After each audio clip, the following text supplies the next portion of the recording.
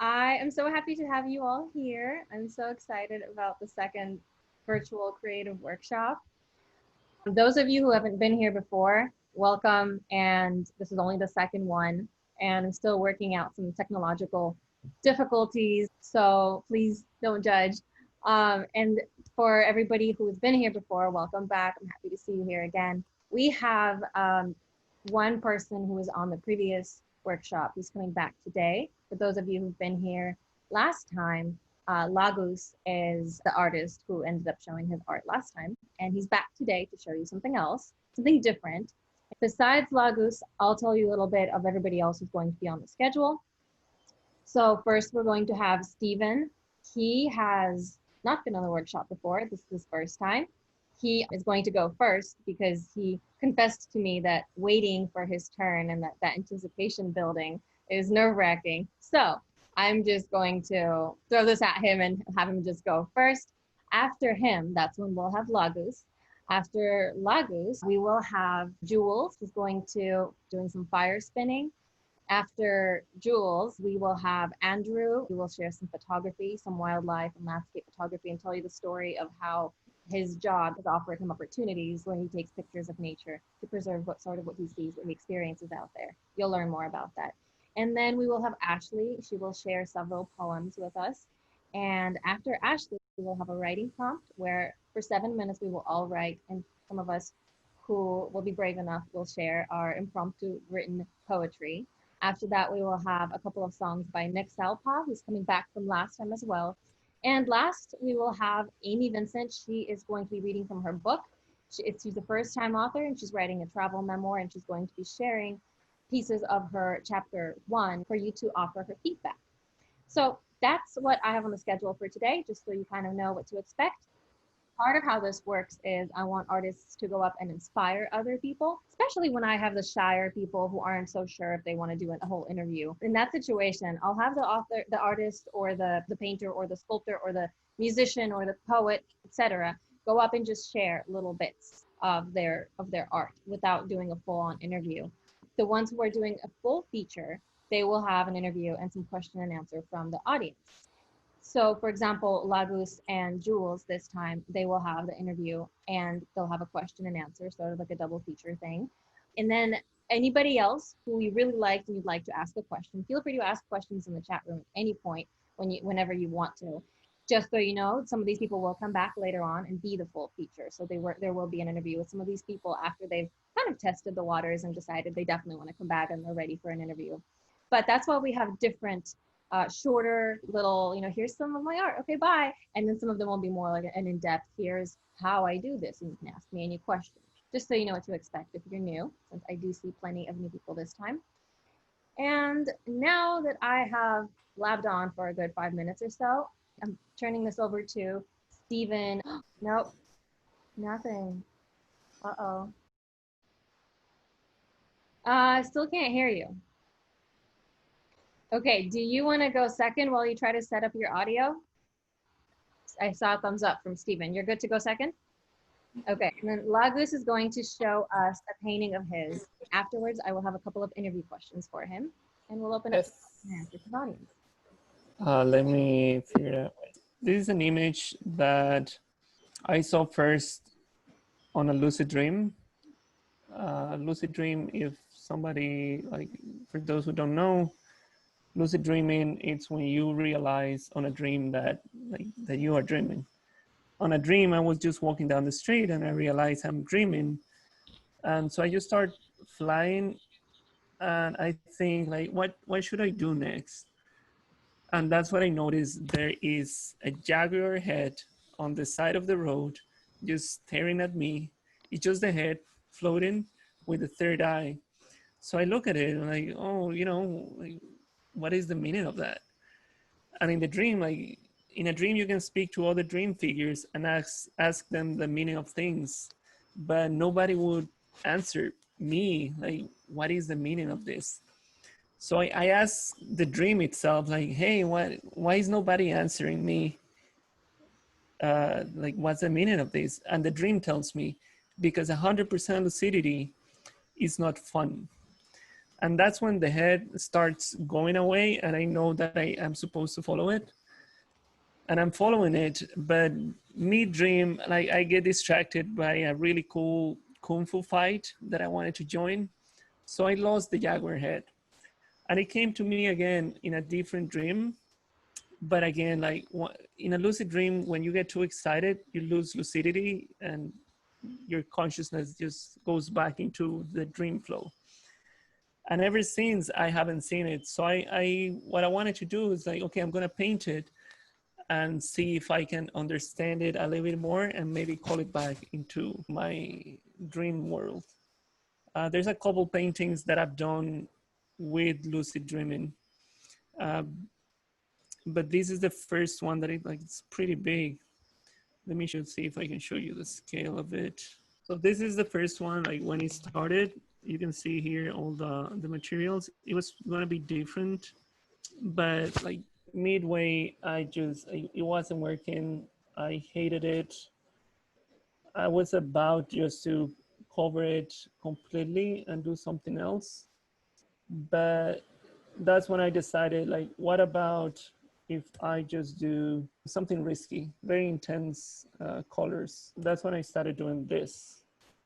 So I took all my brushes and I started to clean them up around the painting. I started throwing way more intense colors, because sometimes when I reach the point in a painting where it's not good anymore, I don't care about it, and I'm willing to take more risks.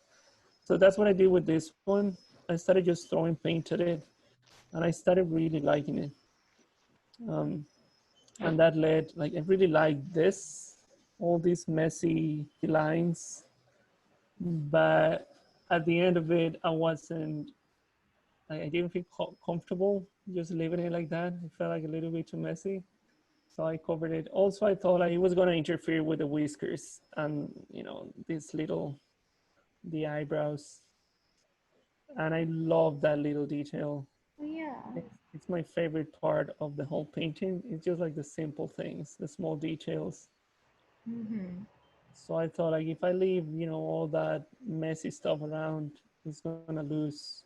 Like the whiskers are not gonna be noticeable.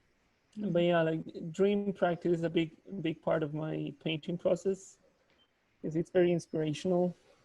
Dreams are quite crazy for me. Like I dream all kinds of action, sci-fi, fantasy stuff. So I incorporate a lot of that into my painting work.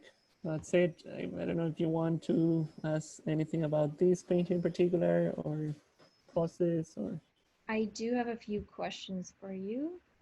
yeah. So my first question was, well, probably the most common one that any artist ever gets, and that's how did you begin painting? When did you begin painting? How did it all begin? Well, I just started very, very young. As a kid, I just loved coloring books. That was my whole day, just sitting there coloring. And I don't remember this, but my mom tells me, like, even from very, very young, I would get really angry at myself if I would color outside the line. So since I was very young, I was very, like, perfectionist, which has been a very big obstacle to overcome. Like it's what a blessing and a curse because it forces me to keep, I see my mistakes. It makes me want to do better. But at the same time, it's a big block because then nothing is good enough. It took me years to tell myself like, okay, yes, I can maybe approach someone and see if I can do an exhibit out of my work, because I would never think of it like, no, I can maybe do better. So yeah, like since I was very, very young, I did like it was only about 6 years ago when I started dedicating myself to it deeper, like taking more time for it. And it's only been maybe a couple years since I've been doing this full time. I don't not putting any time in any other project or working for other people. So mostly I just do this now. Mm-hmm. Okay. I found out like a very good cure for artist block like this time was to just go away. I went to a friend's house just to have a couch vacation, being a couch potato, basically, Yeah. for about 4 days until I was feeling like, oh my God, I need to do something, you know. I started feeling very stagnant. So after that, I came back here and like I was feeling so good. Like everything I was, whatever I wanted to draw, like, oh my God, this is so good, it's perfect. I want to draw, you know, something else. What's next? What's next? So that really helped with the art block. But yeah, you know, mostly I dedicate myself to painting, but I do like, you know, finding Yeah. something else to do. So last time when you showed some of your other art, I just wanted to let people know that Lagos does other types of art besides this one. When I first met him in Costa Rica in the art gallery, there was a variety of art on his walls, but mostly what I saw is in what he showed during the last workshop were just really beautifully drawn and painted women, mostly watercolors, but they're kind of looking like mythological creatures, not just your average woman, Yeah. with horns and tails and elf ears and all kinds of things. And I love them. I will end up dropping Lagos's information so that you can look at his other art. But since I mentioned that you most of the art I saw in your art gallery was watercolor, and then this one right here that you just showed, it's painted in acrylic, right? That one's, yeah, it's all done in acrylic. Acrylic is one medium I really struggled for years with because again, like, you know, the perfectionism. I couldn't like I would see artists doing amazing stuff with acrylic where you can see a lot of texture and the colors are not completely blended in. And when I wanted to do that, my brain was like, no, you know, it needs to be blended in. And I would have such a frustrating time because it dries very fast and you need time to blend in. And I like to just paint a little bit and stare at it and write and stretch and dance and you know. Uh, so a lot of my time painting, I'm not actually painting. I'm just sitting there looking at the thing.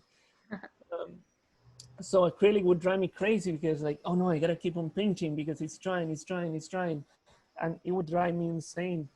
But during that time at the gallery a few months ago, somebody gave me MDMA and like, hey, it's this leftover MDMA. And I'm like, okay, thank you. I'll try it sometime.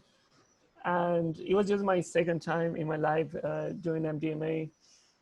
And it happened to be a beautiful day. There were some friends playing music in the studio. And I was doing a live painting. Like there was another friend coming, which I'm like, oh, I want to paint you. So I just started doing that, and like, oh, I'm just gonna do acrylic. And because I was an MDMA, and MDMA gives you this feeling of like you just love everything. So everything now, like every brush stroke, I'm like, oh my god, this is amazing. This is beautiful. I wouldn't judge anything that I was doing. I wouldn't judge it as a mistake. I even like at the end of the whole thing, I was gonna add a little bit of black here and there, like with black ink, and I grabbed the bottle and I add the thing, and when I'm gonna move to you know like step away from it, the thing just spills a big blotch of ink on the painting, and I look at it and I'm like, oh no, and I just see like that looks amazing, I love it. So I just left it like that, and I felt like since then painting with acrylic it became a completely different thing. Like I was able to enjoy it, to understand it, to just let it go, let it be what it is. So now I'm completely in love with it. Yeah. Especially because with acrylic you can get even more saturated colors. Watercolor sometimes I struggle with getting the color I want because it fades a lot. So with acrylic, it's just like boom. You want a neon color, you can get a neon color, and that's what I really like about it. That's awesome. So my last question for you then is, what would you suggest? What would you say to a person who's just starting to paint?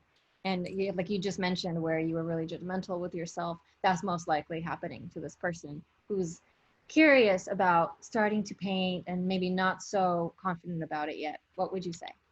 Well, the first thing, and this is the thing that I keep reminding myself all the time, uh, it's just to enjoy, to have fun, because what's the purpose of doing anything if you're not having fun with it? If you're not enjoying your time with what you're doing, just stop doing that. Do something else. So that's what I think of, like when I'm painting. It's that, and that's what I tell people. No matter what happens, enjoy, have fun, and it's gonna take a while for you to reach a certain level where you perhaps you see what you do as like, oh, that's really good, and you're gonna have moments where like, oh my god, this is really good, and the next day is like, can I even draw? Like, that happens. That happens to me like sometimes 3 weeks straight, like, oh my god, what is happening to me? um, so yeah, have fun and be open to learn, practice a lot. Like, if you want to reach a certain level, there's no way around it. You need to practice. um, be open to criticism.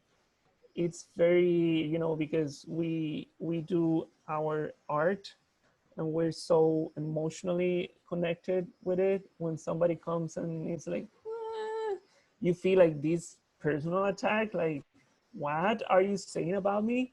Mhm. um, so it's, be open to criticism and don't take anything personal. I've had people come to me and say like, why are you doing this is bullshit. You're never gonna get anywhere with this. Why are you even spending time on this? Like, and now I'm like, you know because I like it. I love it. I don't care what you think. I don't care what anybody thinks. This Yeah, is what I like doing. This is what I like spending my time on this earth doing. And when I die, I won't have a single regret for any second I spent with a brush in my hand. that's beautiful. That's really well put. I love it. I want to show you the painting I did on MG. So this is it. Oh, wow. I love it. My favorite part is probably this. Oh, well, here you can see it in the left corner. That is the big splotch of black ink. Um, Oh, yeah. but the whole thing, I like. Probably my favorite part is just the smoke. The smoke coming out of the instant sticks. Like, Jesus, I love it. And that's her with the painting. Oh, okay. Cool. Yeah. Awesome.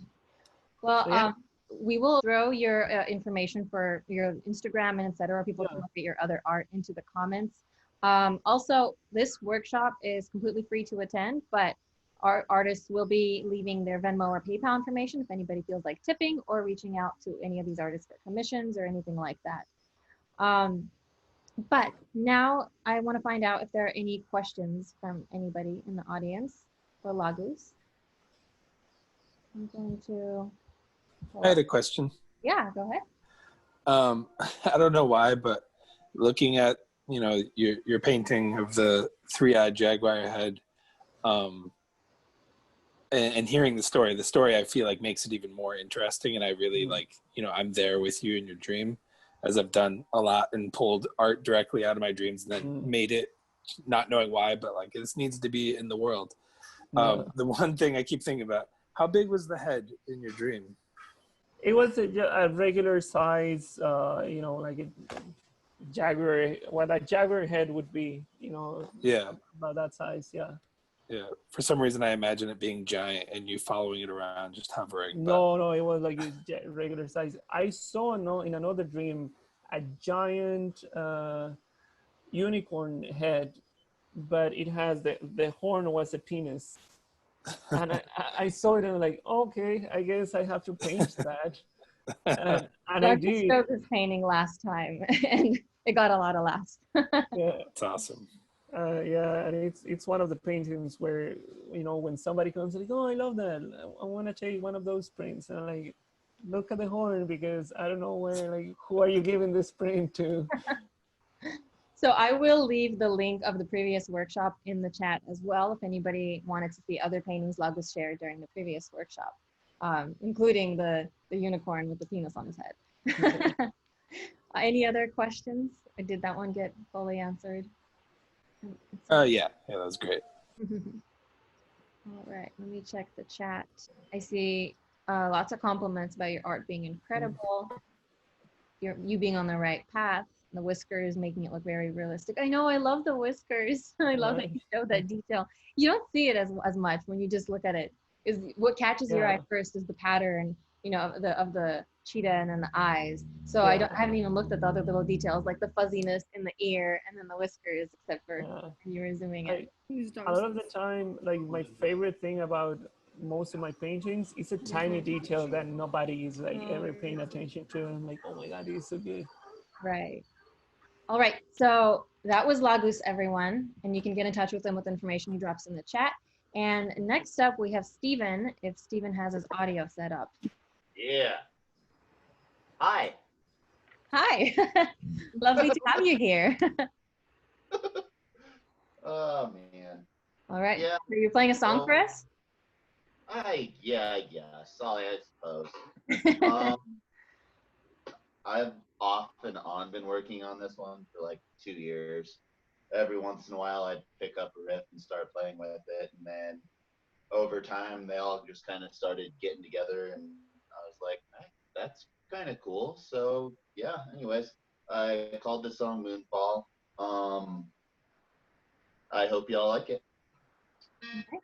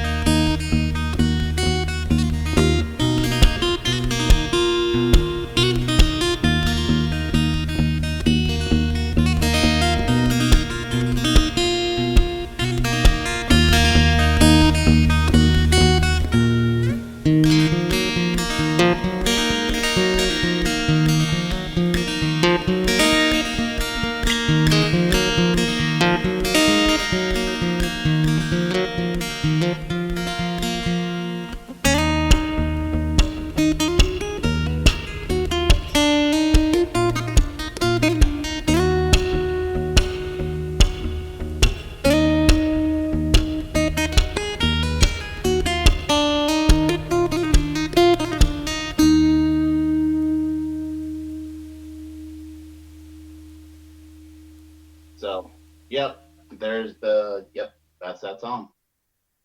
Wow, thank you for playing. So I have never heard you play before. I just trusted that you knew how to play because your Facebook page said that you're a guitarist. You said something like, was it weird in the head guitarist or something Well, like originally you did approach me, and someday, it's my braids because I'm a hairstylist, and one of my favorite things to do is braid. And I've spent way too much time on Pinterest, and I mean way too much time. yeah. So, but yeah, guitar is pretty much where I've always felt my most comfortable. Yeah.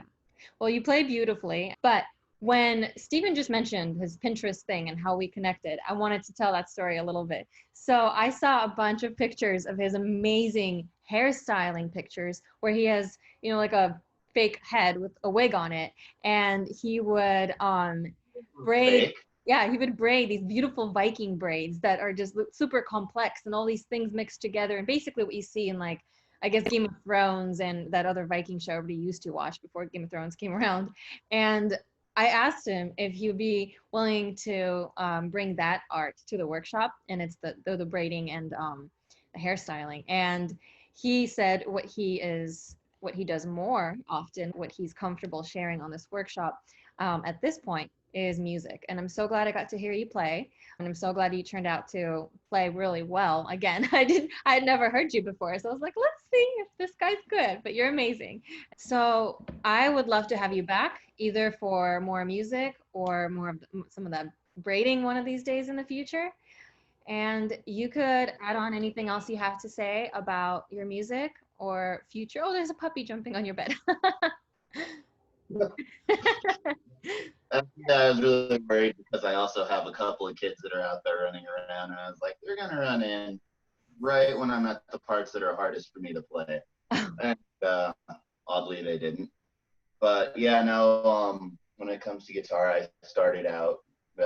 Actually, I was washing dishes, and I used to watch my guitar teacher play. And he always did Irish, and we did lots of. He did a lot of jigs and reels, and I was like, someday I think I'm gonna play guitar. And so I asked him, I was like, do you mind showing me? And he was like, yeah, sure. And I asked him how much he would charge me a lesson. He said $2. And I was 12, and even then I was like, wow, $2 is a lot of money. I don't really make that much. But yeah, it was really cool. And then so I took lessons from him for about 4 years. I gave up playing acoustic guitar and decided I was going to be a metalhead. I decided I was only going to play metal guitar for a good solid 10 years.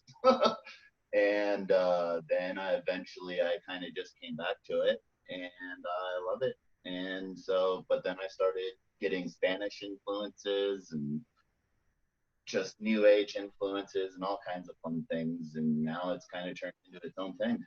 So what kind of music was that? There's a question from someone saying, was that a flamenco style of playing?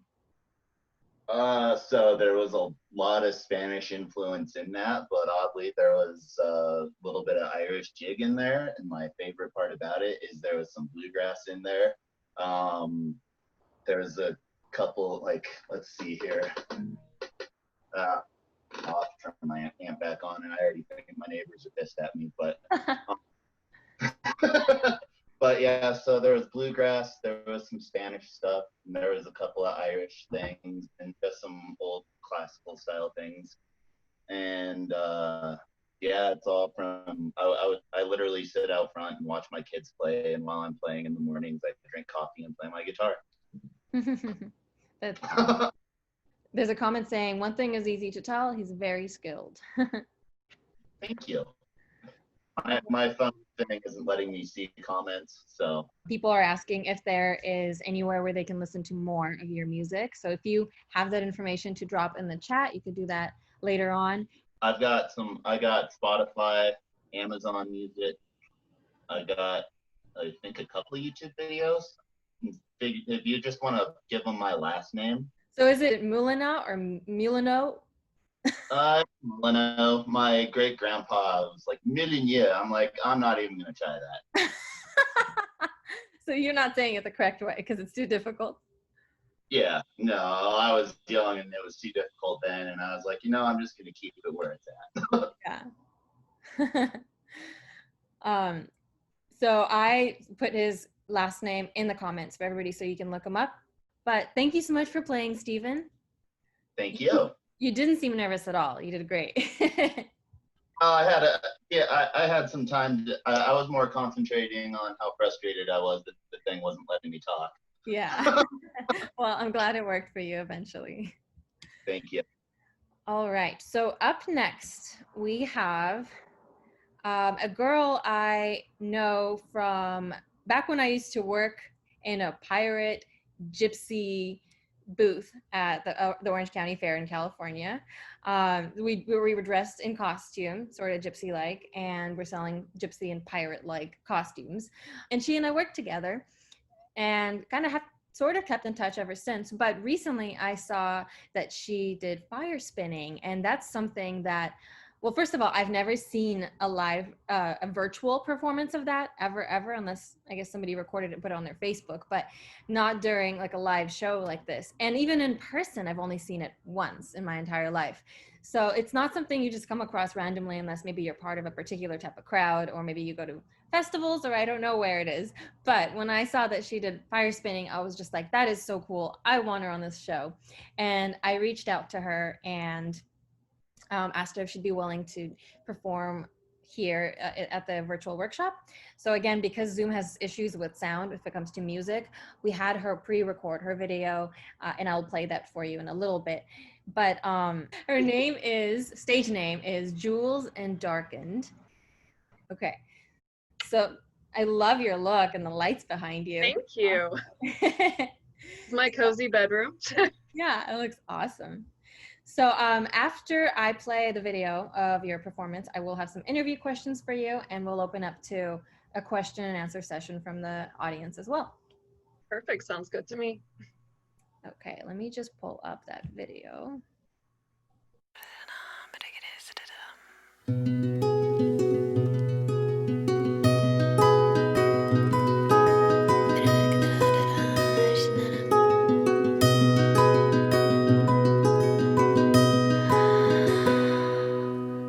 Butterflies and merry swings, a soul in bloom blesses everything.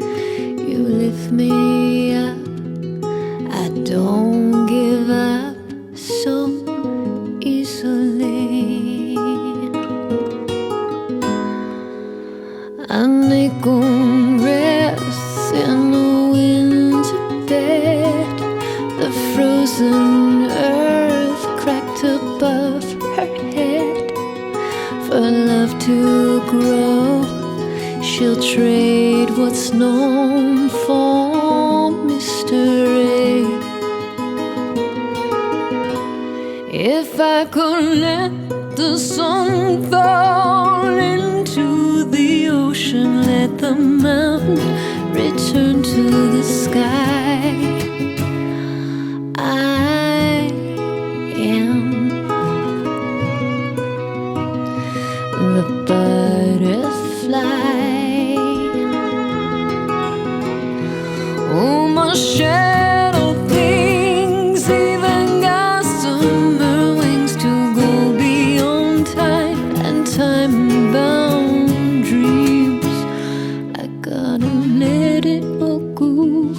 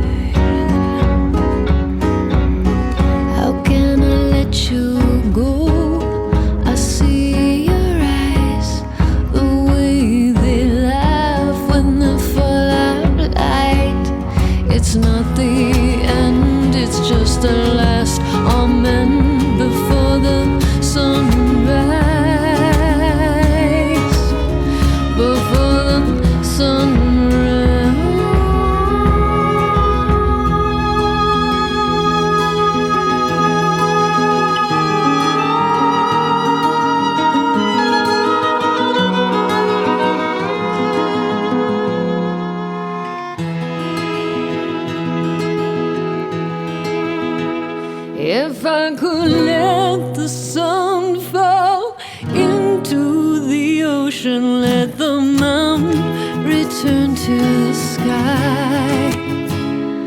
I am the butterfly whom I shed all things, even gossamer wings to go beyond time and time-bound dreams. I gotta let it all go to know I am everything.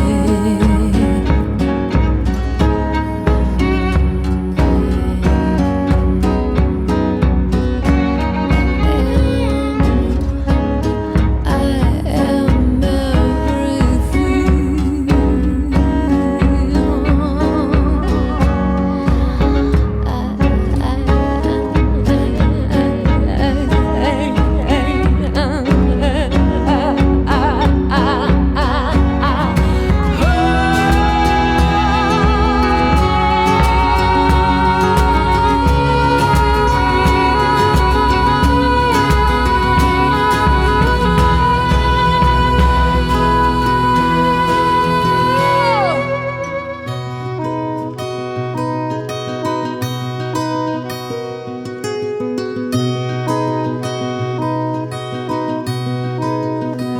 How can I let you go?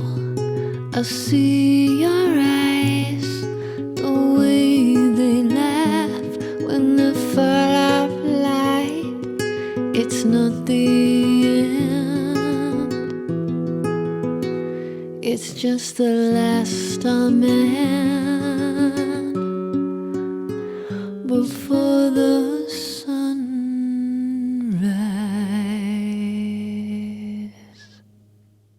That was beautiful. Thank you. Thank you so much for performing that dance for us. Did you just record it yesterday? Yes, last night.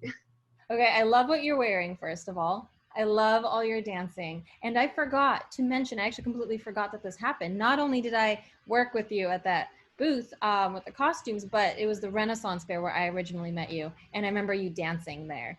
Yes. It flashed back in my mind as soon as I saw you dancing. I was like, right, that's how I met you. Awesome. Well, thank you so much for recording that for us and performing that for us. It was absolutely beautiful. And I love the music that you chose. Everybody in the comments also, they're saying beautiful, especially with the music. I love how you kind of did a little bit of both. You mentioned you do other styles of dancing, and I love how Yes. half of it was fire spinning, half of it was just you dancing, whatever that's called. Yeah, I'm trained in a variety of different styles, but you know, when the fire goes out and the song's still going, you know, it doesn't always do good to stop. So Yeah. No, I figured that's probably what happened, but that's awesome. You just went with it. This wasn't a question that I had for you in the interview, but you said something right now that made me want to ask you a question. You said you're trained in a variety of styles. And what do you mean by trained? How are you trained? So I've done various dance classes throughout my life. I only started when I was about 14. I originally started with hip hop, but I ended up, for years, I've trained in jazz, modern, hip hop, ballet, and my chosen and favorite style, which is Near and Middle Eastern. So a lot of my performances, you know, I'll primarily get booked as more of like a belly dancer, but I just kind of infuse everything that I've ever learned. And so it's kind of become this unique style of mine, which I really enjoy. And now I'm starting to get more into tribal fusion, which I've always wanted to do. So. Oh, cool. So I definitely saw the belly dancing in there because the hip movements. Mm-hmm.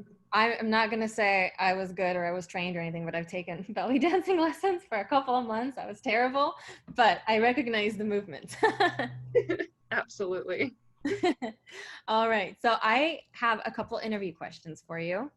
Well, first of all, for everybody who didn't know what fire spinning was until the video just started, and you're like, oh, that makes sense. Fire, and she's spinning these things. So my first question is fire spinning. Why fire spinning, and how did you get into it? Did you just see somebody perform one day and it made you interested, or did you just randomly wake up one day and think, I'm going to learn how to do this thing? Well, one of my favorite people to perform with is my cousin Larissa Stowe and Shakti Tribe. She's actually the one who created that song that you guys are all loving. But I was performing for her at Bhakti Fest, and she brought on another dancer, and we were performing together. And the other dancer, she had fire fans. And that was the first time that I really got exposed to fire fans and fire spinning. I thought it was just the coolest thing in the world. And we were hanging out in the desert, and she let me play around with her fans. And that was when I just decided that I had to do it. And I originally started with fire fingers, which, you know, they literally just attach onto your fingers. I still have them and I still use them for performances, but they like extend past your fingertips, and there's a little ball of fire. And then my girlfriend also uses palm torches, so I used hers. More recently, I finally took the plunge and got the fire fans, which I've been wanting since the beginning. And so I'm still relatively new with them, but I am in love, absolutely in love with them. So these are called fire fans, right? Yes. Okay, that makes sense. And fire fingers is basically that same thing, but you're not holding a fan, but you attach it to your fingers. Yes, and palm torches it literally just sits on your palm. There's all kinds of different kinds of tools that you can use. There's staffs, there's fire poi. It's a lot of really fun stuff. Yeah. Okay. Awesome. I actually think I've first seen a video of you performing with fire, and I think it was the fire fingers, because I think that's what I remember first. But I'm not so sure. It was a while ago, and ever since then I was just like, that is so cool. That's something I always knew I wouldn't be good at it, so I never got into it because I'm a very clumsy person. You don't mix that with fire, but I'm really glad I ended up having you do this for the show and not me. So my second question for you is another question you probably get all the time when people see you perform like this, and is it dangerous? It's absolutely dangerous. Fire is a hazard. So anytime that I'm practicing or performing, I always have a spotter. I have somebody who's off on the side with a fireproof cloth, or if it's not available, I'll have like a towel that's soaked with water. Preferably someone who is certified in fire safety, which I myself have undergone the process as well. So it is a dangerous flow art. It's not something that you want to just pick up and start doing at home by yourself, because it can injure you, and it can also set the entire environment around you. You also have to be mindful of the weather conditions. If it's too windy, I won't spin because it's just too unpredictable. Mm-hmm. Okay. Another question I thought of just while I was watching that video, is it really hot to have fire that close next to you? Yes. So last night, oh my gosh, I've spun in all kinds of different scenarios, but never in heat like that intense. The heat up here right now is really bad, and like my entire body was already overheating. The air around me was overheating, and then on top of that I started spinning the fire, and I had to do like a warm-up round to get myself used to how hot it was, because I was sweating like crazy. It's intense, but exhilarating all at once. Yeah. When I practiced playing the video before this show, I was watching it like in a really small window, and so I didn't notice all the little details. But right now when I shared the screen, it was full screen, I noticed that you were sweating, and I was like, oh wait, I didn't even think of how hot that would be in the summer to have fire that close to you. So that makes sense. That question was kind of obvious, but another question that's probably ridiculous that maybe you also get all the time is, have your clothes or your hair ever caught on fire, and does that happen? So I personally have never caught my hair or my clothes on fire, knock on wood. But it does happen. It absolutely happens. I know one of my significant others, he was actually spinning fire at a wasteland event, and he ended up having to get picked up by a helicopter and taken to a hospital because the wind conditions were bad, and he caught himself on fire. So it absolutely does happen. Anytime I spin, I'm always trying to make sure that my hair is tied back, that the costumes that I'm wearing doesn't have anything that's going to be too loose around my arms or where the fire itself is.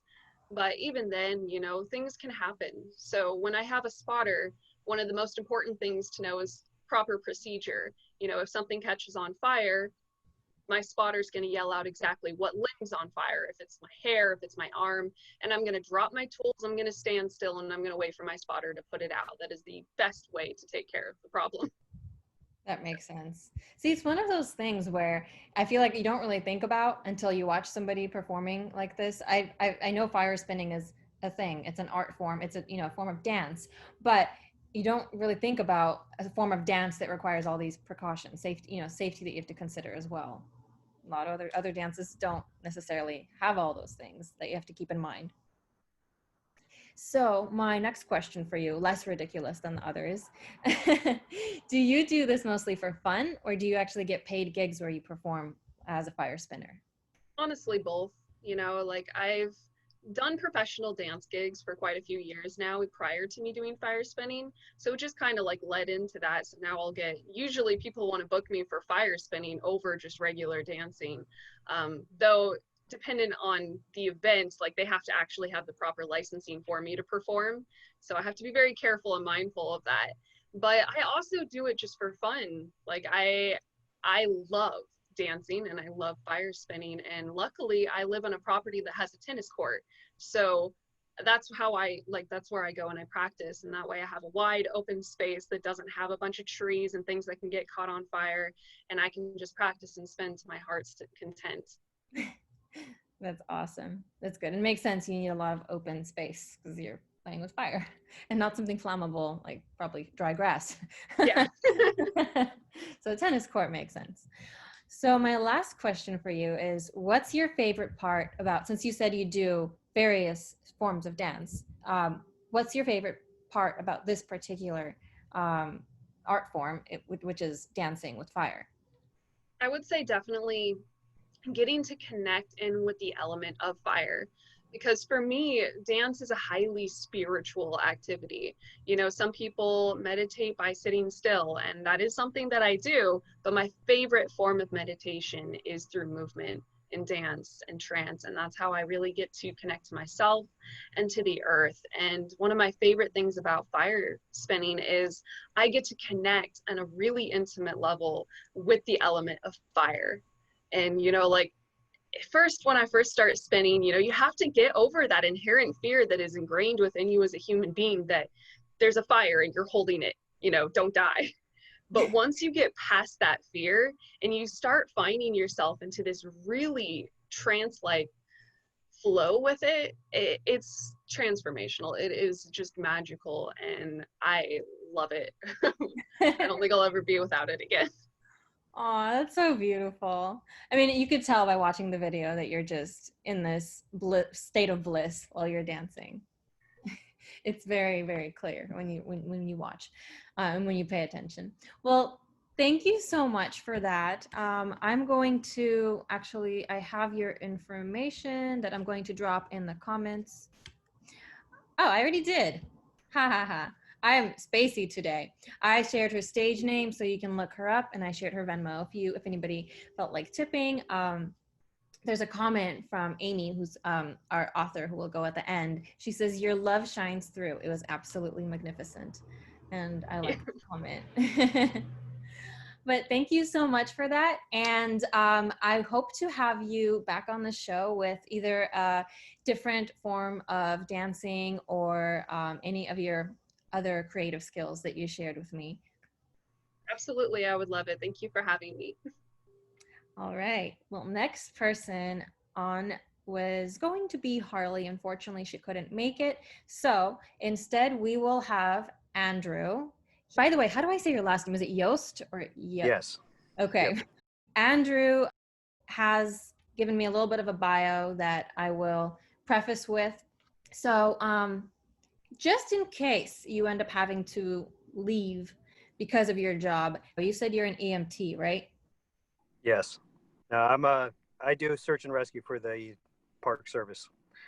So always on call right now. Yeah. So I can share your bio for you, or you're welcome to tell us that part yourself. It's up to you. Feel free. So as Andrew said, he He currently works for the National Forest Service as a paramedic for search and rescue in the Pacific Northwest. He started doing landscape photography all the way back in 1995. He started off shooting on black and white film in the beginning, he said, and then eventually technology progressed and he stepped into the digital camera scene around 2000. He said that he would just shoot for his own pleasure up until 2006. And at that time, he decided to start showing his photos in small galleries on both the East Coast and the West Coast. His main job was a park ranger at Mount Rainier National Park, and he kept doing photography on the side at that point. But as time went on, he made the decision to focus on his photography as a way to help preserve our beautiful public lands. And right now, while he works as a paramedic for search and rescue, he says that he mentioned to me that he connects with nature in this way while he's out there taking care of the negligence that some people who don't really care about our national lands. His photos that he's been taking of landscape and wildlife have been used by the National Park Service for brochures and advertisement in travel magazines throughout the United States. And I'm going to leave his website in the comments where you can find more photos. But first, I'm going to pull up 23 photos that Andrew submitted for me to share with all of you. If anyone at the end has any questions of where the shots were taken, you can leave them in the comments and then I can try to respond back to those later on. And as I go through the photos, you're welcome to share where each photo was taken. Sounds good. So this is the first photo. So this one was taken in the Hudson Valley in New York, where I grew up. It's in Harriman State Park. It's one of my favorite areas to shoot, especially during the fall for the foliage. But yeah, I've always wanted to see that done as a watercolor. Definitely. That would be awesome. Hey, artists who are here, painters. Let's get that going. Maybe screenshot this if that's allowed, or reach out to Andrew and ask him for a high quality version of it. Yeah, I'm right. so bad at doing just landscape, but these would be amazing. I love the colors. Thank you, thank you, thank you. Yeah. And fall is going to be very soon. I'm really excited for it. So this is kind of getting me in the mood. The next photo. All right, so this is Acadia National Park in Maine. A lot of people always try to get the same typical shots when they're out in some of these national parks and state parks. So I always try to go to the lesser known areas to try to get the scenery and capture the beauty. Where did you say that was? This was at Acadia National Park in Maine. So question for you, because I see it has really dim lighting, and from every photographer I've ever spoken to, when the light starts going down, they kind of panic because the photos aren't going to turn out. Was this extra challenging because it was getting dark? No, I prefer it. I love when it starts to get that dark and dim coloring. Later in the day, early mornings, those are my favorite times to shoot. Especially with overcast. I just love whenever I can get clouds of any sort in there. Enzel Adams once said his favorite type of shooting was always done when it was cloudy. So, oh yes, no, thank you. The next photo. So this is Great Basin National Park in Nevada. A lot of people are always just like, Nevada's desert. Well, there you go. You got some you got some mountains and some snow. It's a beautiful park. It's absolutely stunning. They're known for their Bristone pines, which what you see right there, and they are the oldest living trees on the planet. Huh. Yeah. Do you know a lot about, when you're out in nature, do you actually know a lot about the trees, the plants that you see as well, different types of maybe rock and earth and soil? I try to do some research, but then what I find is after I take the shots, I'll sit there and I'll finally notice something in one of the pictures and I'll be like, ooh, what is that? And then I'll sit there and I'll go on home and then I completely geek on out for hours reading up on it and just trying to figure out what they are. But it is something that I try to at least have some knowledge on, just in case I get myself into a situation where something's poisonous or something like that. And I'm like, ooh, pretty. And then I Yeah, find myself with a rash an hour later, you know. that makes sense. So this one here is in Alaska. This is the Kennecott Mines. This is in Wrangell St. Elias National Park. It took me about 4 hours on a dirt road to drive all the way out to this spot. But it's absolutely stunning. It's a great spot. If anyone ever gets a chance to go there, I highly recommend heading there. Mm-hmm. Awesome. I would not have known this was Alaska. Yeah, that's Alaska. Mhm. All right, that is Teton National Park. And again, this was starting to get into a darker time of day, but I was able to open up my lens a little bit more to capture more light. But that's when the mountains like to pop a little bit more. Mhm. Awesome. I was just there in the Grand Teton. Yeah. Okay, this one. All right, this is in Utah. This is Corona Arch. It's a great little spot to kind of hide off to, lesser known arches in the area of Moab.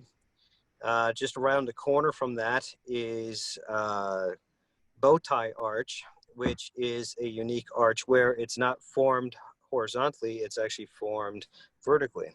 So it looks more like a hole in the roof of the wall. Okay, that's really cool. Yeah. Is this also Utah? Yep, Utah, that's Bryce Canyon. Okay. I've been there too. It's a beautiful place. That's Mount St. Helens. Okay. Yeah, yeah. I love how there's just a trail right in front of you. You almost feel like you're there. Yeah, hey, that's what I try to do. I try to bring everyone into a lot of the shots so that way they can kind of feel like they're there. I know there's a lot of people that are unfortunate enough to have the opportunity to walk out onto some of these areas to see these vistas. So when I take these shots, I try to make sure that I can capture them for people that are also disabled, because I want them to also enjoy seeing these spaces as much as possible. On this particular trip, I had someone with me that was in a wheelchair, and they begged me to go on out to get these pictures just to bring them on back so that way they can see these shots. Mhm. So That's awesome. I'm always willing to do that for them. Yeah, that's awesome. This one's This gorgeous. is, yeah, magic, mystery. What's underneath the fog, right? This was taken at sunset at Mount Rainier National Park. Again, another area of the park that everyone always wants to look at the mountain and always wants to see Mount Rainier, but there's a lot more to the park. So when you can go out and explore these areas, this is what you tend to see. And these are the special spots. Mhm. And then this one's really pretty too. And there you go. And there's the mountain right there. That's Mount Rainier. And so the previous shot was just to the left of that is when I took that other picture. Oh, okay. Oh, wow. Huh. So This would make a beautiful painting too. I know. I would love to see this one done as a watercolor. Oh, God, it would be beautiful.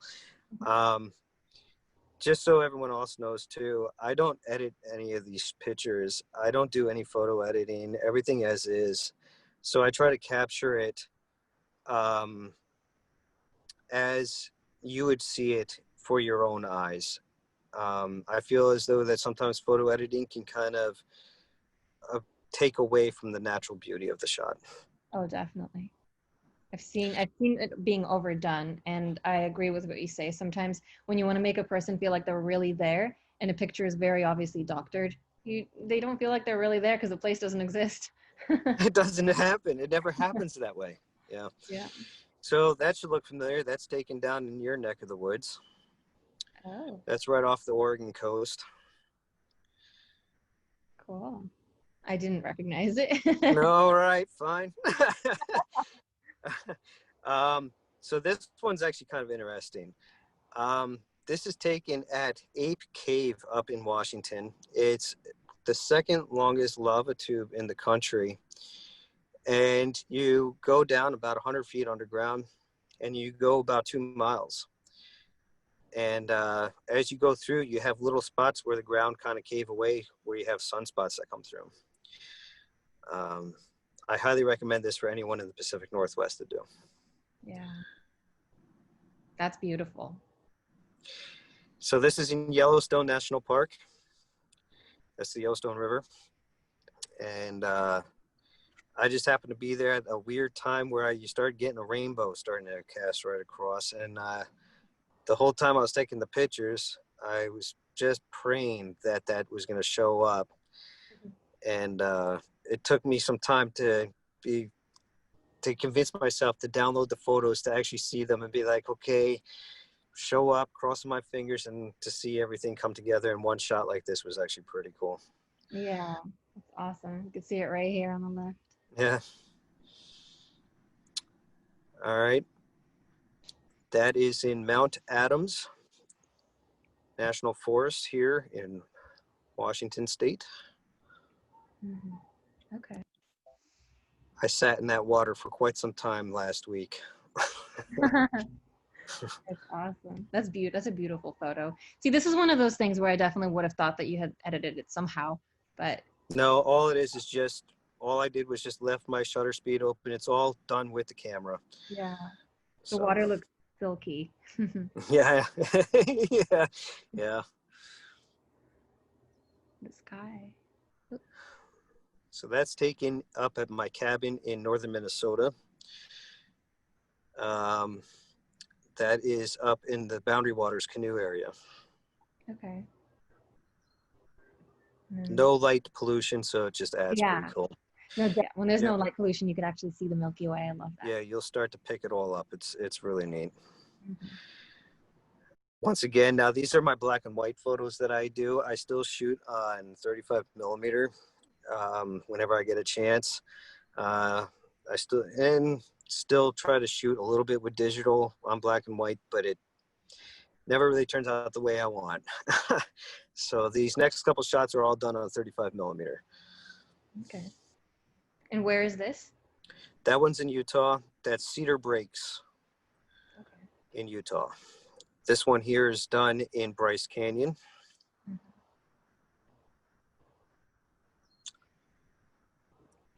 I like this And one.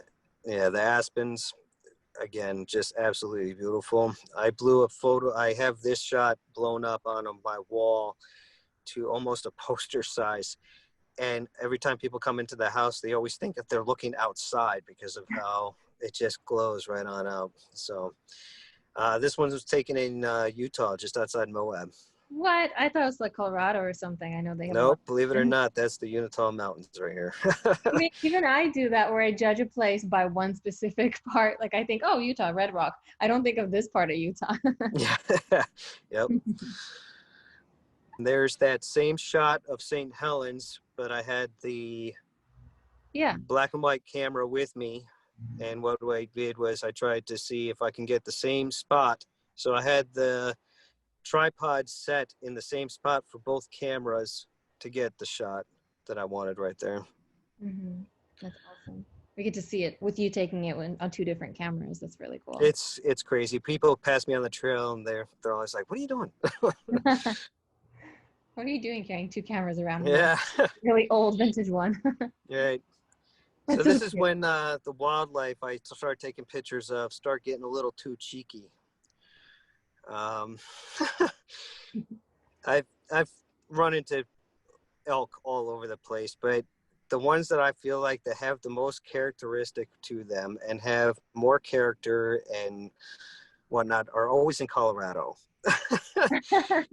So this one was taken in Colorado, and she was still quite a distance away from me, but she just had enough where I just kind of like made a little sound, and she looked on up and she did that face, and I'm like, perfect timing.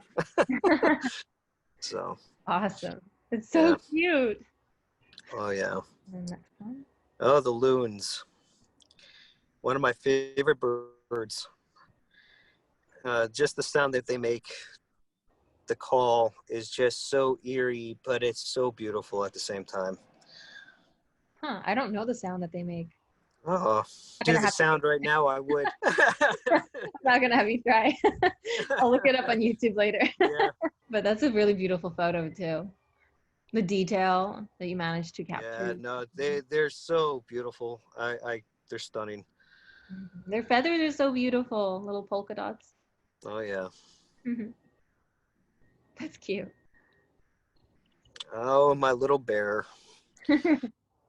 I was out hiking and I was coming down a trail and I kind of heard the little sound of the bears, the little huff, and I was just like, okay, I know they're around. Where are you? And where he was up on a tree branch, just laying down right above me, and I instantly turned into Grizzly Adams. I'm talking to it. Hey, how you doing? It's okay. I'm just in your woods for the night. Thank you. And but they are pretty cute animals. But this one here just happened to be a nice little customer for me. Yeah, he looks lazy. He was definitely lazy. Something tells me he ate his fair share of berries. Yeah. And then wildflowers. And then now, just some wildflower shots that I had. This is at Mount St. Helens. The lake you see in the background is Spirit Lake. One of my favorite flowers is Indian paintbrush. I've always thought it was just very gorgeous and wispy. So again, another one I would love to see as a watercolor. Are these the Indian paintbrushes, the little red ones? Yes, the red ones are the Indian paintbrushes. Yep. Okay, that's cool. That's a beautiful photo too. Yeah. Right. So thank you again. Thank you. Yeah, that was amazing. And you have a lot of comments here of people saying that's a gorgeous cave. Lava tubes are so awesome. These are very beautiful. Somebody said they love loons. Somebody said, wait, I have a loon call here. I'll do it during my set. Oh, that's Nick. Okay, Nick is our musician who goes on later. He has a loon call thing, apparently. He's going to play. Somebody else loves Indian paintbrushes. There is a quick question here for you. Somebody's asking what camera and lens do you use? And then in Arcadia, what spot was that?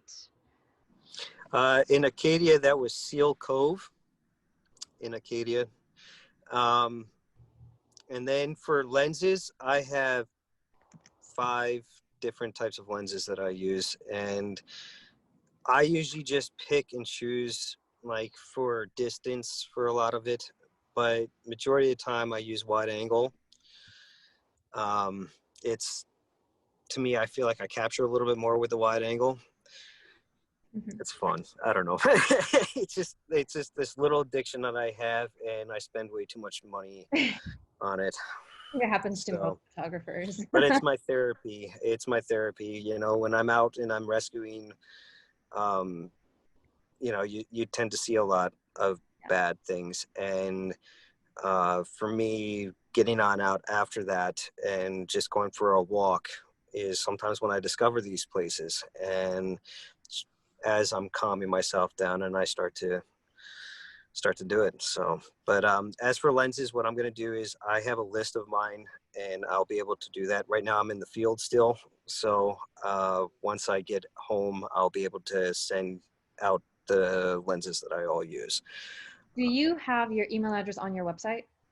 Yes, I do. Okay. For those of you who have questions about lenses and cameras and all that, they could contact you through your email, right? And ask you those questions. Yeah, that's fine. That's perfectly fine. Okay, that sounds good. So. Somebody else, an old friend of mine named Agnesa, said she just listened to the sound of a loon call on YouTube, and she says it's hauntingly mesmerizing. So you have people looking up loon calls now. And somebody's going to wonder why all of a sudden their views went way up and they're all their loon videos. Awesome. No. Last question for you. Somebody's wondering if you've been to all the national parks. I have been to almost all of them. The only ones I'm missing right now are Hawaii. Okay. So, but I do miss, I I want to try to get down there. If the whole pandemic didn't happen, that's where I was planning on going. So, but I'm here in Oregon. Yeah. So, Well, well, again, thank you so much for everything, guys. And I appreciate all the comments. And if there's anything else, you can always call me through that. thank you so much for sharing. So just to let you all know what a sweetheart Andrew is, he actually asked work if they could not bother him for a little while while he does this, not call him, because usually he's on call. So, so I feel really honored to have you here. Thank you for doing that, for sharing those photos. No problem. All right. So next up, we have Ashley Lanuza. Ashley has published a book from which she will be reading some of her poetry today. I'm going to have Ashley tell me a few sentences about her book so you understand what it's about. And then afterwards, she will share 3 poems with all of us. Thanks, Alina. So My Heart of Rice is a poetic Filipino-American poetry book. And in it, I talk about my relationship with my identity and with my family, starting with my grandpa's home cooking, and then challenging that through school, through myself, through my peers. And eventually when I reached college, learning more about Filipino-American communities, identity and history, and feeling really empowered through those communities and those not just all the knowledge and information I learned, and kind of where I'm at now, where it's like trying to place my newfound sense of my identity and myself into what I want to do and where I want to be. And I published it thanks to Lena, who is my editor. So thank you for this. Well, it's not all thanks to me how you make it I know, sound. but like we worked, it was like 5 different revisions, and it wouldn't have been done without you. So Yeah, so I helped edit. And then Ashley did all the hard work necessary for all the other publishing related tasks. That's all on her. I'm not taking any more credit besides just doing some editing. All right, so I'm going to share my screen here with you so you can see. This is the cover of the book. Working closely with Ashley during this point, I saw how specific she was with exactly what type of crock pot, how the rice should look like, how the ladle should look like, how the cord should look like in this little crock pot full of rice. It took many, many attempts for the graphic design team to be able to understand this vision that she had in her head. At one point, this is just a little side note that I found hilarious. At one point, the way that the rice was drawn in there looked like little tiny rice grains. And I remember Ashley saying that she asked somebody what they thought of it before she finalized her cover, and they said it looked like the spoon was full of maggots. yeah, it was pretty gross. So we had the graphic design team remake that, of course. But this is Ashley's, vision that was converted into reality by the graphic design team, and I love how it turned out. I think it's a really beautiful cover. Yeah, I agree. And so you can all see here that the title of her book is My Heart of Rice, a poetic Filipino-American experience. We'll also throw the Amazon link in the comments if anybody wants to take a look at that. And are you ready to start reading your first poem? I am. So Kamayan is the Tagalog word for hands. Kamayan hands. Home is made of sticky white rice, boiling sauce thick and meaty, sizzling cloves and slices, humming tea kettles, and the food you've made, its steam curling to the ceiling. Fried fish sits on the table, salted and seared by the market down the street. Jasmine rice on my plate, sterling silver spoon shine beside the fork. I avoid utensils in favor of 5 fine fingers, thumb touching index, middle, ring, and pinky. I pick up my rice. You sit across from me, mild irritation sprinkled in your voice as you say, pick up your spoon, pick up your fork, do not use your hands, we are in America. I love those last 4 lines, especially the do not use your hands. We're in America now. Definitely. It was actually something that did happen in the dining table with my grandpa. And I was just copying my mom because she was like using her hands. But it just like a commentary on like how immigrant families have to learn to assimilate to like American culture and like what is more American than using utensils. Although we do use our spoon and forks to eat, not fork and knives. So. See, I still have not picked up the whole knife thing. Being from Russia, yeah. I don't use knives. Maybe unless I'm eating a steak. So I get that. I was born here. I just never got used to it unless I'm eating a steak or something. So. Yeah, exactly. I have them because they come in the set, but then I'm like, what do I do with them? All right. You ready for your next poem? Mm-hmm. No better. This one's called No Better. Model minority stereotype overshadows individuality, but convinces Asians to hide in their superiority. Within the ethnic hierarchy, even Filipinos are at the low rung, and when you say I can't date a black person or why do you look Latina, your true colorism is showing.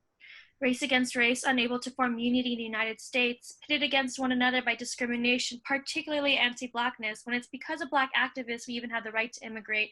Have you seen what the system has done to our eyes, tricked by a blinding oppression, to think we are any better because of our skin color? Failing to realize we're not white either. Solidarity only achieved when calling out the oppression we perpetuate in hopes that we no longer have the desire to assimilate.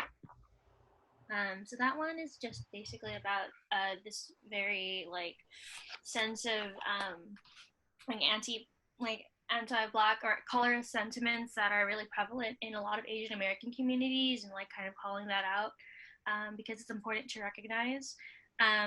Because it also like reflects on like other things like whitening soaps, for example, are related to this idea of colorism and things like that. So Yeah. I feel like that one's a really powerful poem. I remember rereading it multiple times when I first read it to really let it sink in. okay, the last one is kind of like the last few poems in the book, actually. I think the second to last one of the book. So it's like just concluding everything that this entire like self-identity journey that I go through. I am not the stereotypes that haunt me at parties. I am not a model minority flaunting pseudo-satisfaction. I am not the precarious line of being enough because I am enough. I am our history, the ship jumpers at the Gulf, the farm workers in Stockton, the activists in Delano, the overseas workers balikbayan boxes. I am the Latino influences that my childhood embraced with Juan Brazos and Dulce Love. I am the food you fed me, onions and garlic sizzling, a bowl of vinegar for dipping, chunks of meat in a pool of sauce. I'm a product of immigrants, your wildest dream, your labor's payoff. Out of all of this, I'm your granddaughter, and you've made my heart into rice. Familiarity, comfort, home, love. A love that glows in the cold excuse of a society we find ourselves in, where straight boxes and painted lines force us into unbreakable categories. A love that moves past these borders to exchange tender familiarities. Sounds powerful too. Thank you so much for sharing those. Thanks for having me. I love the ones you selected. I feel like they give a really good glimpse of what your poetry's like, and that it's not the standard poetry you expect when you pick up, a book, a collection of poetry. Yeah. It goes really deep, and it doesn't tackle the subject matter that usually I feel like is addressed in poetry. It goes way beyond. Thank you. All right, and we will end up leaving. I'll have you leave your Amazon link in the chat section, and any other information. You can leave your social media on there, Venmos, PayPal's, if anybody enjoyed reading and wanted to tip. But thank you so much again for being here. By the way, everybody, Ashley is going to be one of our main features in September with a full interview and question and answer from the audience and all of that, and a few other poems that she's going to read and really go into what was going on in her mind when she wrote those. Thank you. All right, so up next, what we have, inspired by Ashley's subject matter that she often explores in her book. I feel like a lot of her poems are about searching for this sense of identity, especially in your case. What I remember from your book, it was you're Filipino, but you were also sort of raised in amongst a Hispanic culture with a Hispanic stepfather. So you were kind of like, am I allowed to identify with this other culture that isn't really mine by blood, but I feel like you speak the language, you eat their food, so you felt like you're one of them, but people don't really allow you to call yourself that. So I felt like the explorations of identity in Ashley's book will make you ask a lot of questions just about kind of the ridiculousness of it all, and how people really like to put labels on things and be kind of exclusive and push people out of their little cliques that they form when it comes to some of these things. And it's obviously right now with what's going on in the world, identity, race, culture, these things are kind of explored more often. Right now, people are starting to become more informed, and reading Ashley's book and her really going into like the history of Filipinos immigrating to America, that to me was very educational, and I was fascinated. So that's just my little input on Ashley's book. And leading into the prompt, there's going to be 7 minutes during which we write. And since we just talked about searching for identity and people pushing you out, what I want to explore while we write is this. I want you to write about a time when you felt that you didn't belong somewhere or with someone. You can write about how it was a positive or negative experience, your choice. Sometimes it could be a positive experience where you're glad you were the outsider. So this is entirely up to you how you want to interpret this. It could be a song, a poem, a couple sentences, something that you'll turn into a book later on, entirely up to you. I'm going to play about 7 minutes of music for you, and you all go ahead and start writing. Afterwards, everybody who's written something during this and wants to share, leave that in the comments, and I will either ask you if you'd like me to read it for you or whether you'd like to read it yourself. All right, you can begin now.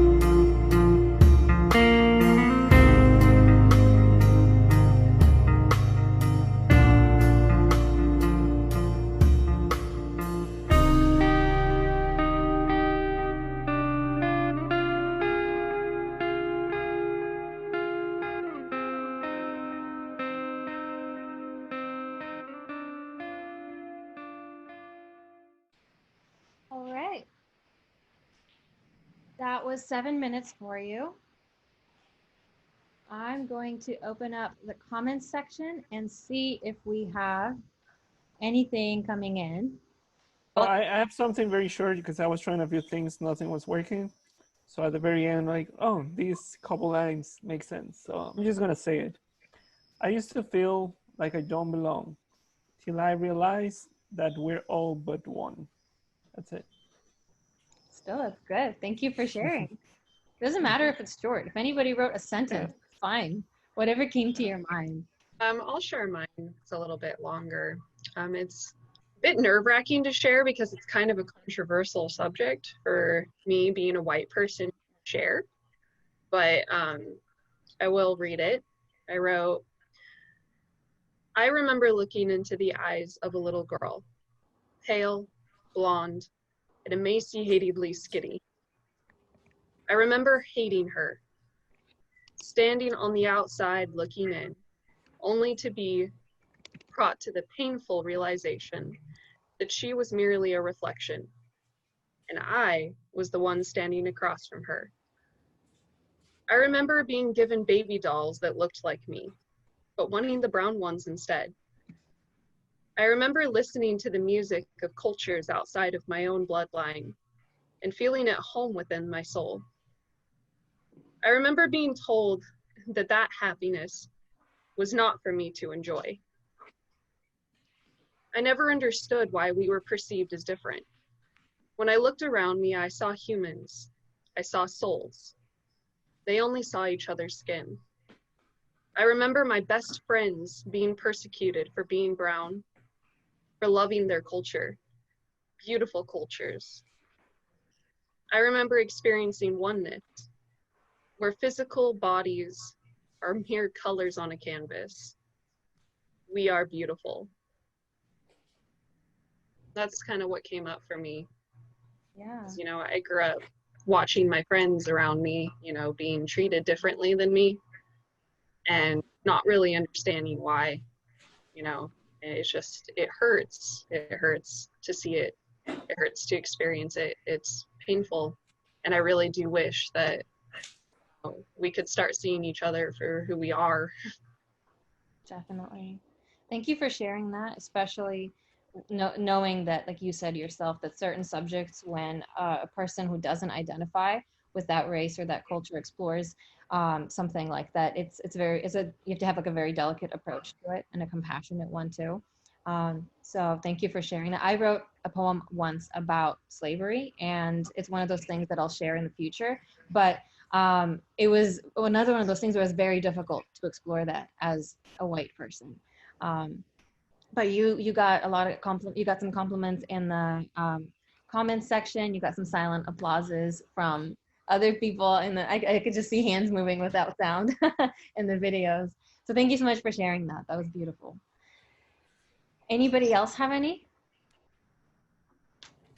I'll go if no one needs to go next. Hi, Amy. Hi. And it's currently 3:54 in Northern Ireland, so I have to keep it down a little. So if I start to fade, just, you know, flick the screen or something. The prompt was obviously, part of it was being glad you were an outsider. And to give a very brief overview, I done this residential when I was a teenager, and it was the moment that really defined me. Was I went with a group of not so nice people, and across the courtyard I seen a lot of people having fun in their own group and just really enjoying life. And I really looked at them and I looked at the people across, and I thought, I know who I want to be like. I want to be the fun, happy and accepting person instead of the negativity that I'm currently with. So anyway, I remember looking across the courtyard of a teenage residential. Laughter echoed from crumbled walls and bounced from the building's old age to our own ears, from those I considered kin, with mirthful shrieks and girls on shoulder spins, enjoying their existence as they saw fit. I smiled with joyous glee, like a sailor that spotted land from sea. But as my reaction was to smile, those I stood with mocked by miles. I turned upset to their frigid scowls, their bullies' pose, their hydraulic negativity that sapped my soul. I thought, this is not where I want to be. So I crossed that courtyard sea, to join some who were more like me. Wow, you even rhymes. I tried. It's probably like there's, I don't know what you'd call that. It's not even a poem, but yeah. It is. Oh, it was beautiful. Thank you for sharing that. So just so everybody knows, Amy's going to be our last person who goes on, and she will read parts of her chapter 1 from her book. It's a travel memoir. Yeah. Two people, basically me and my partner, stumbling across Europe because there was absolutely nothing graceful about it, and just sort of the misadventures that we had along the way. Yeah, and they were on motorcycles, by the way. Yeah, There bikers. was some things that happened that were rather scary. You'll hear about it. So we'll have just one song by Nick Salpa, who performed last time, and after his song, we'll have Amy back, and she'll read from her chapter 1, and she will be reading for the purpose of getting your feedback. She really wants feedback on this, as it is an unfinished book, still going through the editing stages right now. That's what's coming up. All right. So Nick, are you here right now? Hi, right here. Awesome. Hi. Hey guys, I'm Nick from last time, as you might recall, here in Northern New York. So first off, I told you I was going to play you what a loon sounded like. Oh yeah.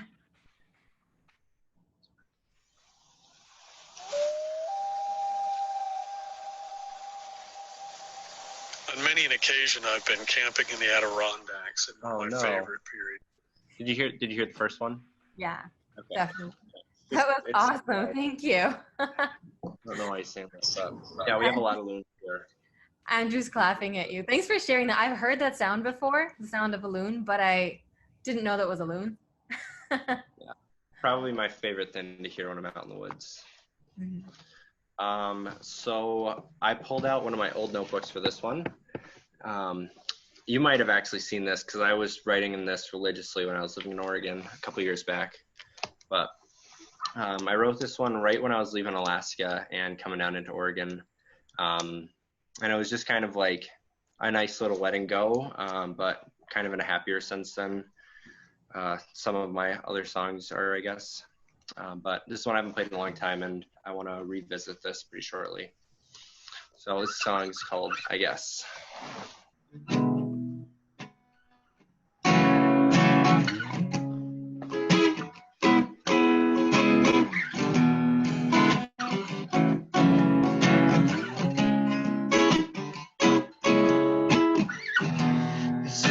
Guess we weren't meant to be. Something inside eternally wouldn't turn our sea. And do believe I don't look back in anger or anger. It's just my adolescent time to say thanks for teaching me how to love, how to live with metaphors like a dove. Try not to take when I give. We're spinning words like web around my head. But luckily the weaver's there to catch the dreams above my bed. As I sleep at night, embracing absolutely nothing but this absence of light. And I feel connectivity, I feel at peace with me. Sigh when I'm standing at the sea, no place I'd rather be.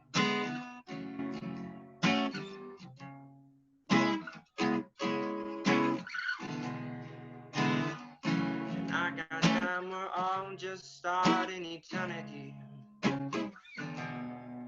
Someday when I wake up from this dream, find out really what all these little things mean. Like how to read when the light of day gets taken away and the sun begins to sway. The sun begins to say that it was always meant to be, is always he in a different disguise. And oh, to my surprise, we're in a better place filled with all past grace. And don't you see, I'm gonna walk the floor.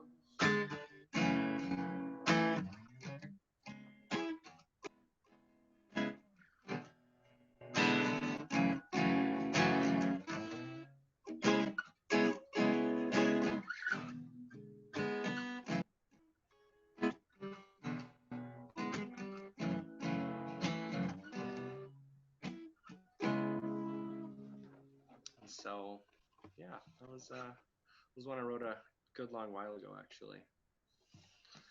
But I've been trying to revisit some of my old stuff, and it's been interesting, just kind of seeing how things change. Mm-hmm. Thank you so much for playing that. And I wanted to remind those of you who were here last time, and also let you know, for those of you who weren't here last time, Nick is starting a podcast called Skipping Stones. And he's looking for creative people to interview for that podcast. Reach out to him if you'd like to be interviewed. Thank you so much for playing, Nick. And for those of you who want to hear more of Nick playing, he's probably going to be on this show a lot. So I'm going to keep inviting him back, even though it's running kind of late on the East Coast, and I feel bad for torturing him and letting him go almost last this time. No, it's fine. Thanks, guys. This was super fun. All right. Well, Amy is back. Elena, I'm so sorry. I accidentally muted you earlier. I was trying to get on the screen. So if you notice any technical issues, it's probably because of me. Because Elena asked me to co-host, and I've never used him in my life. And also I'm Irish, which automatically means we're set back about 30 years with computer technology. So yes, nice to meet you. I'm Amy, and yeah, I'm writing a travel memoir. Elena, do you want me to go in ahead, or? Yeah, well, I'll share the screen so people can follow along as you read. But wait a second. How did you just say your name? Amy. That's not at all how I've been saying it. It's different, yeah. Amy, A-M-Y. It's just my accent in Northern Ireland. We have a completely different accent from even the South, so especially in Belfast, so. I know. I mean, I imagine it's your accent because it's spelled the same way as Amy, but I've been saying Amy this whole time, so apparently it's Amy. It works. It's the same thing. It's the same thing. That's definitely a more common way to say it. All right. What I really want to know from you guys is, if you read this first beginnings, would this be something that you as a reader would want to continue reading? So I'll go right ahead, and if you have any feedback, give me the good, bad, and ugly. I need to hear it all. So if you're willing, because obviously it's the readers who I'm writing this for as well as myself. So, okay. That's it for now. That's just like the intro bit. So if you pick this up as a reader, would you want to read on? Is it something that would interest you? Is there anything that you think didn't really fit? Go for it. Somebody said, I'd read this. I would love the audiobook more, though. Probably because of your accent. Is it? I don't hear it. You know, I'm listening to all your guys and your American accent going, ooh, so like exotic, you know, like. So the funniest thing is, I had no idea that I had an accent to other English-speaking people who to me had an accent. It just never registered in my mind until a British person told me, you have such a cute American accent. And I was like, you have a cute accent. What are you talking about? Yeah, we're so used to our own. It's like, what? No, this is normal, you know, something exotic. Yeah. Okay. So Amy's wondering what kind of feedback you have if you had read this little bit. What would you think of it? Can I say something? Mm-hmm. So, well, first of all, yeah, the accent, amazing. It kept distracting me, like, oh my God, that's how you say that thing, that word, you know. So would love the audiobook for sure, but like. Does well. I'll be sure to make one. Seriously. Yeah. Story-wise, like, I was very interested by your opening, you know, paragraph, like, oh shit, you know, traveling, fiance, accident. Immediately I want to know, like, I want to know what happens. But immediately you tell me what happens. And then I'm like, okay, I already know, you know, that's it. So what I would like more, it's for me to not know that yet. Okay. You know, not even know, like, is your fiance fine? You know, I know you survived. And the other thing is that I want to, like, when the accident happens, I would like to see it, like, feel it happen.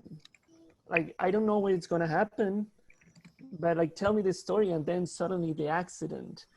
And not like as oh, this is what happened. No, like, tell me, like, as you're living it, like, show it to me happen in the moment.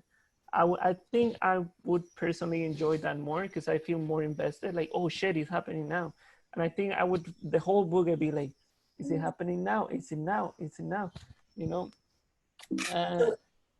As opposed to the start then, like, you know, because obviously the accident, it's the end. I thought it might have brought it to some kind of anticlimactic end, which is why I chose to do it at the start. But do you think then, as a reader, that makes you think, no, I sort of already know what happened. I'm not Like going to. perhaps maybe not the end of it, like because if there's more you want to tell after that, yeah, definitely. Like if I'm invested, like I want to keep reading.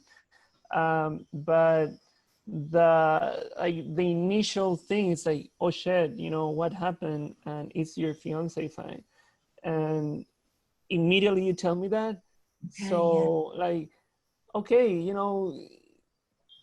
that was kind of like the dramatic, I guess, like one of the most dramatic points in the story, and I already know what happened, and everybody's fine.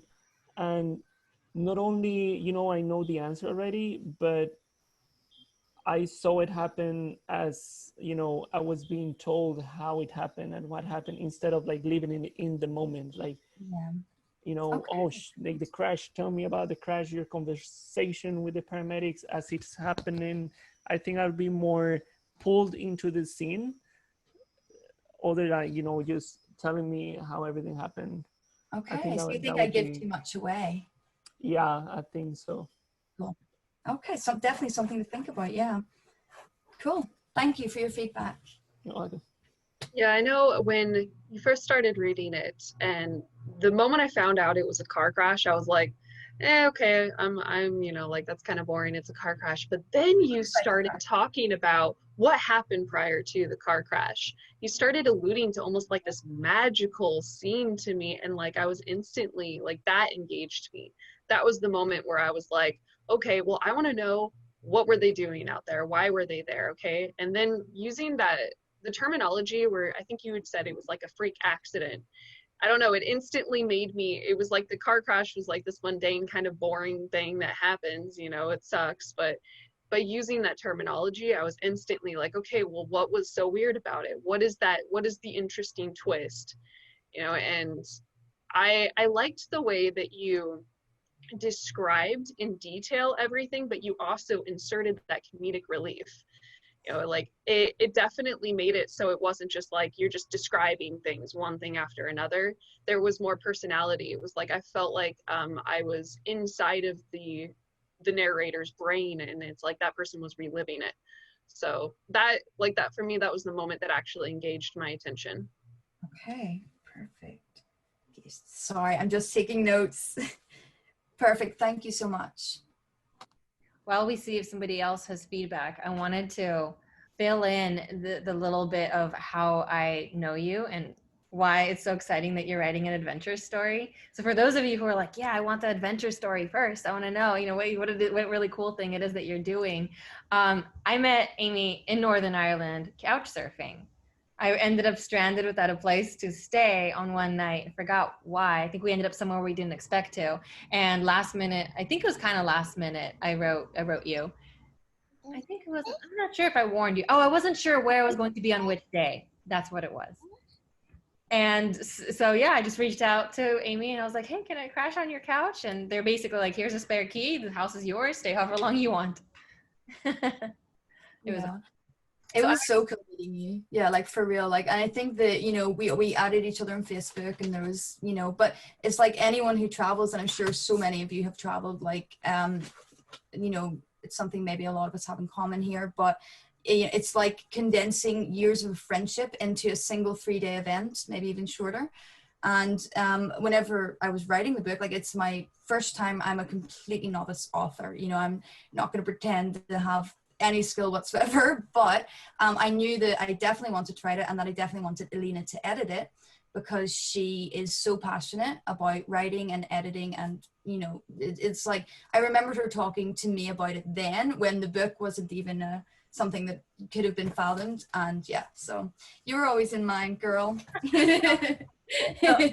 So the trip that she and her fiance took happened after I left. Yeah, not before, which is why I wasn't even in her head at that point. But Agnesta says in the comments, or Angel's Chick to those of you who read her username, she says, I really enjoyed your level of detail and the moments of comedy you've added in. I love your little bits of comedy. That's why. Yeah. No, I There's love too much, maybe, actually. You'll see when you read the rest of it. Like, I love when people put humor in books. I feel like it's not as often done. I feel like too much of literature is too serious. I love when people like pepper in something that's kind of like, what is it called? Like a comedic relief. exactly. Like this book, like I think I haven't made the back bit, you know, what it's going to say yet. I think it's called the blurb, but it's literally going to be 20,000 miles, all of which were stumbles. Like it was just a ludicrous journey. Nothing went well, nothing went easy. It was amazing. It was life-changing. We met such incredible people. There was so much beauty. But yeah, like at one point, like we're pushing the motorcycle 10,000 of those miles because we don't have a regulator rectifier, although that it's explained better, but it's like you really laugh at our expense. Like it's not like such a, oh yeah, like there's so many flowery elements, don't get me wrong, you know, which are like, you know, life is beautiful and life is, because really anyone who's traveled knows that's what it does to you. But like it is written so that you just laugh at our expense. We're like two little hooligans trying to, oh, it's just so slapstick. Yeah, that's all there is to it, really. It's just been really nice that you guys have just listened to it. You know, this is the first time like anyone has, so I really appreciate it. Yeah. Okay. Well, I will let everybody else know that you'll most likely be back to share other parts of your chapters down the road. I think we briefly talked about that. If there are other parts where you're struggling and you're not really sure about them, you're welcome to bring those here and open that up to feedback as well. Thank you so much for sharing a big chunk of your chapter 1, giving us a glimpse of what your book's about. I'm so happy I got to have you here all the way from Northern Ireland. At 4:30 in the morning. Woo! I'm about to go and drink a massive cup of tea. Thank you so much for having me. All right. Well, I'm really sorry to everybody for running way past the time we always think it's going to be over at 7:30 and it's always over an hour later. So I'll eventually figure that out a little better and not have people stay up till super late on the East Coast and in other countries. But this is the very end of the second virtual creative workshop and variety show. Thank you so much to everybody who attended. I will end up playing a song for a minute or so at the end here, just so anybody who wants information in the comments, you're welcome to go and take that from Instagrams, websites, email addresses, etc. I'm going to leave some more information in there. I think Steven's information I still haven't put in here. But stick around if you need anything in the comments. Otherwise, thank you so much, everybody, and you have a good night. And I'll see you all, if you would like to come back, on August 30th. Thank you so much, Alina. Bye. Bye. Bye. Bye. Thank you so much, everyone. Great. Thank you, guys. Guys.